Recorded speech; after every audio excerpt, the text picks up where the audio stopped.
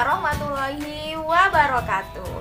Hai anak-anak, senang sekali rasanya kali ini Ibu bisa kembali lagi belajar bersama kalian meskipun lewat video.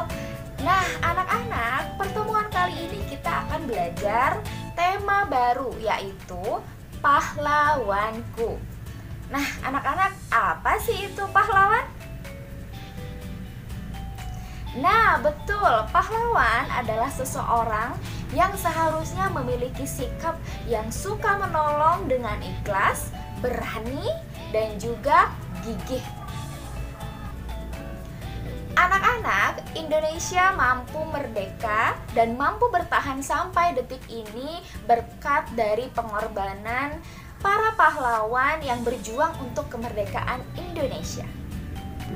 Anak-anak, jauh sebelum negara Republik Indonesia ini lahir, Nusantara ini terdiri dari kerajaan-kerajaan.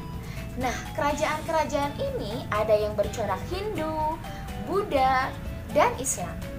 Yuk, sama-sama kita belajar pahlawan-pahlawan dan juga kerajaan-kerajaan yang bercorak Hindu, Buddha, dan Islam. Yang pertama, kita akan belajar berbagai macam kerajaan yang bercorak Hindu. Yang pertama, ada Kerajaan Kutai. Kerajaan Kutai didirikan di tepi Sungai Mahakam, Kalimantan Timur pada tahun 400 Masehi. Yang kedua, ada Kerajaan Tarumanegara, didirikan di Jawa Barat pada tahun 450 Masehi. Lalu yang ketiga ada Kerajaan Galuh.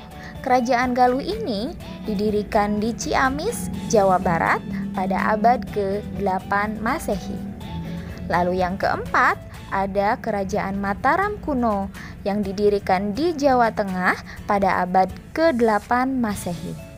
Nah, peninggalan dari Mataram kuno ini ada Candi Dieng, Candi Prambanan yang masih bisa kita lihat sampai saat ini. Lalu yang kelima ada Candi Singosari yang didirikan di Singosari, Malang pada tahun 1222 Masehi. Yang selanjutnya kita kenali berbagai macam kerajaan yang bercorak Buddha. Yang pertama ada Kerajaan Holing. Kerajaan ini didirikan di Kabupaten Jepara, Jawa Tengah pada tahun 674 Masehi. Yang kedua ada Kerajaan Sriwijaya. Kerajaan ini didirikan di Sumatera pada abad ke-7 Masehi. Peninggalan dari Kerajaan Sriwijaya yaitu Prasasti Talang Tuo, Prasasti Karangbirahi, dan masih banyak lagi prasasti lainnya. Yang selanjutnya kita kenali kerajaan-kerajaan Islam. Yang pertama ada Kerajaan Perlak yang didirikan di Aceh pada tahun 840 Masehi. Lalu yang kedua ada Kerajaan Samudra Pasai yang didirikan di Lok Sumawe, Aceh pada tahun 1267 Masehi. Yang ketiga ada Kesultanan Demak yang merupakan kerajaan Islam pertama di Jawa. Peninggalan dari Kesultanan Demak ini yaitu Masjid Agung Demak. Lalu yang keempat ada Kerajaan Panjang yang didirikan di Jawa. Lalu yang kelima ada Goa Talo yang didirikan di Sulawesi pada tahun 1605. Nah anak-anak, setelah tadi kita belajar tentang macam-macam kerajaan yang bercorak Hindu, Buddha, dan juga Islam, yuk kita sama-sama cari tahu tokoh-tokoh yang berpengaruh pada zaman Hindu, Buddha, dan juga Islam yang bisa kita contoh sikap kepahlawanannya untuk kehidupan kita sehari-hari. Tokoh pahlawan yang pertama adalah Raja Purnawarman. Raja Purnawarman mulai memerintah kerajaan Tarumanegara pada tahun 395 Masehi. Pada masa pemerintahannya, ia selalu berjuang untuk rakyatnya. Ia membangun saluran air dan memberantas perompak, sehingga rakyat hidup sejahtera dan aman. Sebagai bentuk kecintaan rakyat kerajaan Tarumanegara kepada Raja Purnawarman, telapak kakinya diabadikan dalam bentuk prasasti yang dikenal sebagai Prasasti Ciaruteun. Tokoh yang kedua adalah Mahapatih Gajah Mada. Gajah Mada adalah seorang panglima perang dan tokoh yang sangat berpengaruh pada zaman Kerajaan Majapahit. Gajah Mada pada saat itu berhasil menyelamatkan rajanya, Prabu Jayanegara. Gajah Mada dikenal dengan sumpahnya, yaitu Sumpah Palapa, yaitu janji bahwa ia tidak akan memakan buah palapa yang merupakan sejenis rempah-rempah apabila belum berhasil menguasai pulau-pulau di Nusantara.